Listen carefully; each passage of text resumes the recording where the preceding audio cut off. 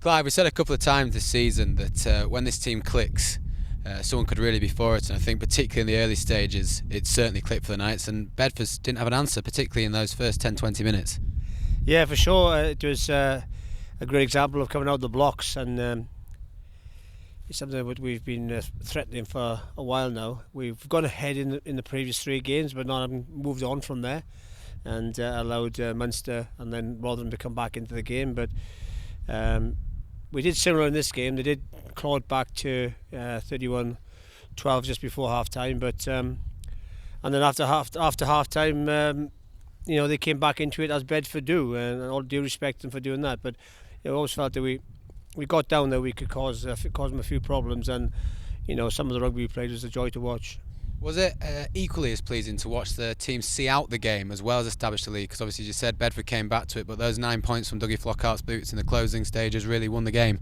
Yeah, I'm glad you mentioned that, because it's important that you keep your foot on the throttle and keep the scoreboard ticking over. There were opportunities as to extend our lead. Everyone talks about the 5 tries, but the penalty goal from Dougie from 45 metres to put us 15 points ahead was crucial, and all credit to him for slotting that one. So that was equally as important as some of the tries.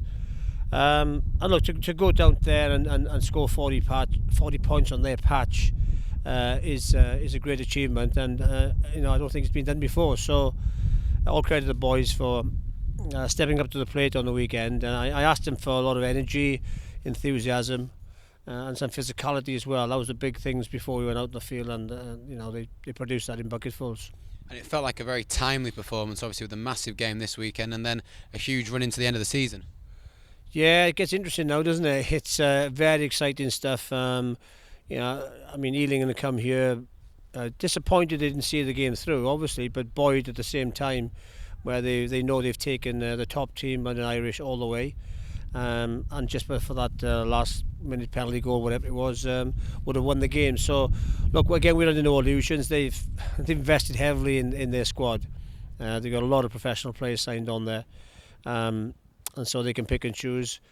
They probably settle on around the same lineup. Who knows? But we know that with the players that they've recruited, and of late as well, it'll be a tough one.